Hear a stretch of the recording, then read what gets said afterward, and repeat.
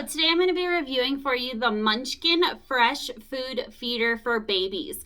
These are really nice. They have a good grip here for the baby with the rubber grip. Nice, big, easy for them to hold on to with their tiny hands. And they also have this mesh sack here. What you do with that is you can actually open it up and you put the food in there. One thing that I like to do is to put like frozen grapes, pineapple, watermelon, those sorts of things that the babies really enjoy eating, but they can't quite eat yet because they are too little or don't have the teeth to be able to chew it. You put it in there and it's easy for them to eat. They get the juices, they get the good nutrients from them. It's really helpful with grapes with the babies because you don't necessarily want them to have the skins because they do have a choking hazard with the skin. So you put it in there, the baby gets all the insides of the grape and they don't have the skin choking hazard. Same thing with like the pineapple, it's really stringy. This way the baby gets all the goodness of the pineapple with the flavor, the juices, those sorts of things, but that stringiness stays in there. Nice, easy to wash, just rinse out and clean out that mesh feature there. You go ahead and put that in.